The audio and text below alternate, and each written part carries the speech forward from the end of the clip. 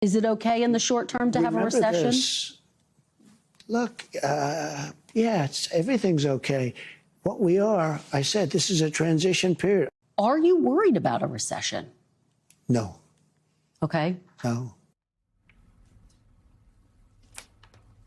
Sorry, Senate Republicans are growing increasingly nervous about the potential effects of Trump's trade war after he suggested that some of his tariffs could be permanent. West Virginia Senator Shelley Moore Capito told the Hill he was elected on the economy. He's a deal maker in the economy space, so he has big expectations of himself. But America, we don't necessarily have a lot of tolerance for pain. Meanwhile, Trump is growing frustrated with reporters asking when to expect major trade deals to be secured after the president previously boasted about how our trade partners were, quote, dying to make a deal. But in a sign he may be aware of Republicans' anxiety, he's also suggesting that he would be willing to lower tariffs on China to 80%. From 145%, to be clear. Joining us now to discuss is former senior spokesperson and advisor for the Harris campaign, Adrienne Elrod, and founder of Principles First, Heath Mayo. Adrienne, Heath, welcome to the show. Okay, I just want to apologize for my stunned silence when we came out of that sound. Shook, as the kids yes, call it. that's exactly it. I was shooketh. Shooketh. Correct.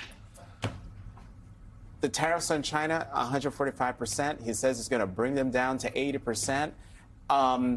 What the entire hell is going on here? You know, I think he's hit a whoopsie moment. You know, he touched the hot stove and he realized it was hot.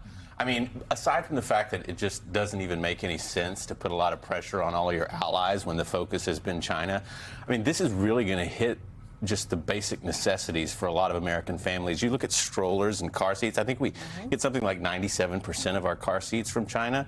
This is going to mean significant increases for young American families. We just had our first in December. Oh, congratulations. Yeah, thank you. The Apple Baby Vista I saw yesterday is like up $300. It's not cheap. It's like now $1,200. I mean, so this is not just like iPhones, computers, TVs. This is like the basic necessities. So new families that are just starting out, $300, that's a lot of money. So you know, people are going to be mad. That's a large part of American voters. This administration has said they want to be pro-family, but this is going to crush them. And politically, it seems like it's a bad idea. When you look at, Adrienne, Donald Trump's ability in the past to speak to people's fears and what they're scared of, he's usually pretty good at it, right? He's usually pretty good at he's usually pretty good at reading the room and saying, yeah, you should be scared about that. We're going to fix it. In that interview with Welker, that's not what he was doing whatsoever, right? And so talk a little bit about how he might be making some of the mistakes that Joe Biden made, which is not fully, at least publicly, understanding how people are feeling about the economy and how that is more important than anything else. Well, you know, for a couple of things. First of all, he made it very clear on the campaign trail that he was going to enact and impose tariffs and raise tariffs. And that was something that we tried to warn the American people. We made it very clear if he does this, it's a tax on American families. A tariff equals a tax on American families. What he has not done so far in this administration is, yes, he's gone forward with the tariffs, but he hasn't actually explained to the American people effectively how it's going to work, how he thinks it's going to lower their costs in the long run. He hasn't explained that. Trust me, it's kind of where he's at. Trust me, which, and by the way, Rule 101, whether you're working on a campaign, in the White House, an agency, wherever you are, is to make sure that you have, when you're rolling out a message, when you're rolling out a new policy, you have surrogates out there. You've got administration officials out there validating you. In the sense of tariffs, if he just had a couple of CEOs that were going out and saying, you know what, we were briefed on this plan, here's how we think it's going to be okay, you know, maybe that would have blunted some of the market chaos, but he didn't do that. Because the plan changed every day. Because it doesn't have a plan is the bottom line. Right. So very ineffective strategy. To your point, I mean, he tried to talk about America first and Americans family first. He's just going to raise costs on American families. Chaos ensues, and it's not a good strategy for especially people who want to try to retire in the next, 1 to 2 years. But you're a conservative. You worked in Republican circles. I believe now you don't consider yourself a Republican. That's right. Yes, but you know the economic Republicans who turn out reliably and vote. And they may disagree with other parts of the platform, but they like Republicans in control of the economy. What is happening right now to that voter and to so many of the members on the Hill, which I really can't believe they still are keeping their mouths shut as Trump is basically decimating the American economy and the free market. Yeah, I mean, the voter is, I mean, the Republican primary voter is sort of, I think, it's sort of still in lockstep with Trump to some degree. I mean, there's this gravitational pull that he has politically over the party, and he's surrounded himself with yes men that make it difficult to erode that support. But the minute that mom, dad, families go to start to buy these basic necessities and they realize that, hey, why am I paying $400 more for a stroller? People are going to start to get frustrated. Especially when he promised him that wasn't going to be right. And to your point, when he's not able to explain it effectively, like, what are we getting out of this? People, if they're sitting at home, they're going to start to get pissed off about this because the only reason, there's no reason this is happening other than the fact that the president and the yes men that he has surrounded himself with just simply don't understand basic economics. Yeah, like, it's not just trust us. I mean, you have the president saying in that interview with Kristen Welker, oh, well, there'll be short-term pain. Like, you have to, yeah, I mean, it's going to hurt in the short term, but in the long term, trust us, it'll be fine. But I remember if a Democrat had said that, oh don't worry, you know, it's going to hurt in the short term, they would have been blasted as being out of touch. They're out of it. The American people hate it. And yet this guy gets away with it. Yeah.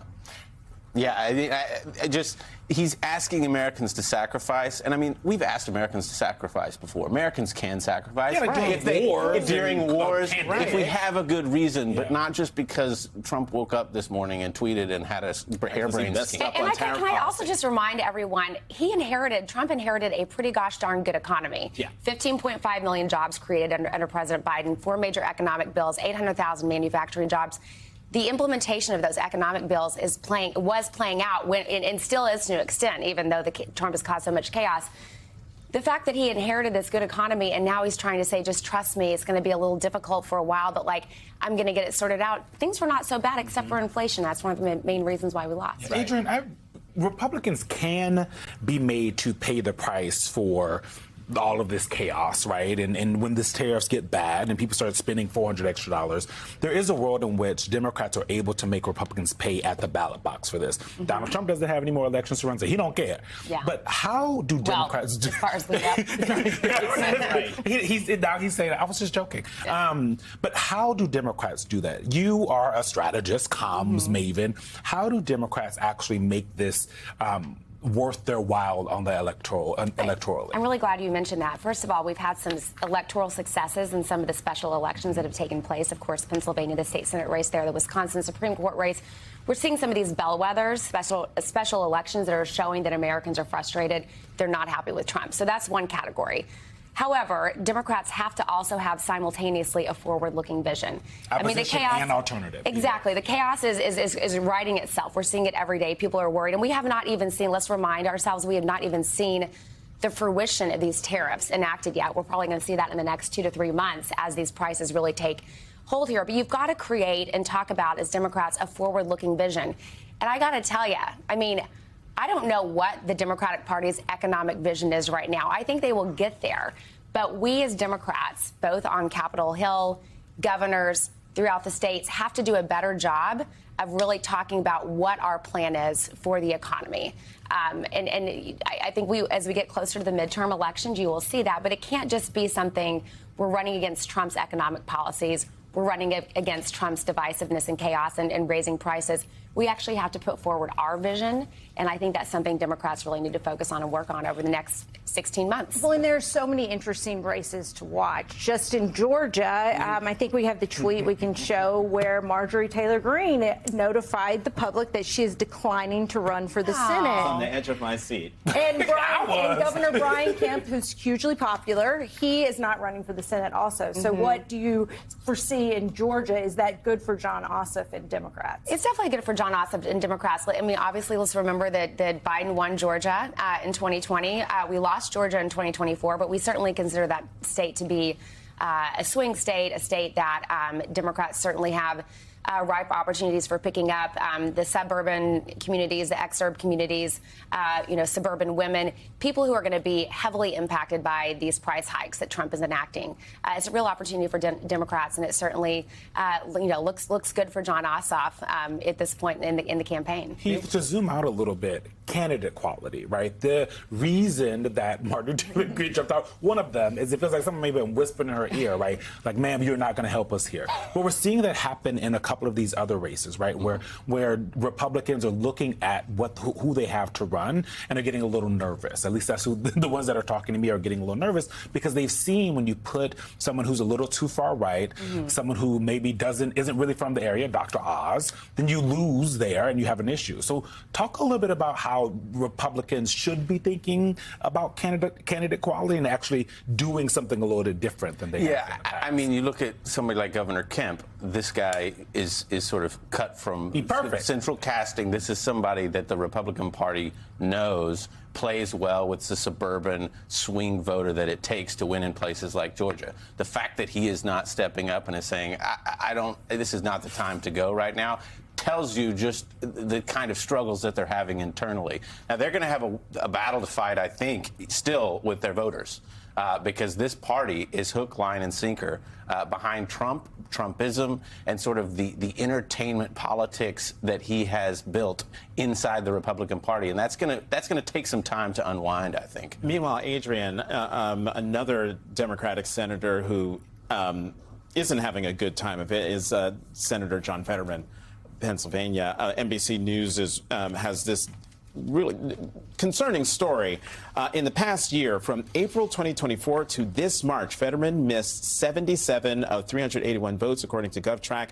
That put him in the 90th to 99th percentile among all senators in terms of total votes missed during each 3-month stretch of the calendar in that time. I mean, this comes on the heels of a devastating profile of him in New York Magazine by my former Washington Post colleague, Ben Tariffs, that did not put the senator in a good light. How concerned should Democrats be that, Senator Fetterman, is he up for the job? Yeah. First of all, Jonathan, as you know, Democrats, our margins in the Senate are not great. I mean, it certainly could have been far worse. We narrowly won a couple of races in some of the states that Harris lost, like Michigan, Wisconsin, which is good. So it got our margins up to 47. But the bottom line is, this is where self-sacrifice comes into play. We cannot afford to lose another vote in the Senate. And if that means that you have, a challenging family situation that takes you away from voting, or if it means that you have, an illness or whatever it is, this is where I think folks really need to take a step back, self-reflect, and think, how can I actually make sure that Democrats have the representation we need? So much is on the line. We're dealing with Trump, who is becoming more and more authoritarian by the day. We cannot afford to lose the folks that we have in the Senate who actually do have some power. But does it come at the expense of his ability to do the job? Because looking at these stories all told and talking to the staffers who work with him, they have concerns that he can't even do the job, even if he's there just in case. He's not voting a lot. Look, I think when you are a former staffer who was around him very closely and saw a lot of things and into a lot of things that, frankly, we're not seeing publicly, and you chose to take some action, I think we have to really take those concerns seriously. I obviously love Senator Fetterman, as do many people, but we also have to take the concerns of people who have been around him more than we have very seriously. And it's another chance for the Democrats, after all the criticisms they faced with President Biden, to really build some trust again with the American people and to be honest about what so many of us are seeing, I think. And early on, at the end of the day. Adrienne Elrod and Heath Mayo, thank you so much for being on the show.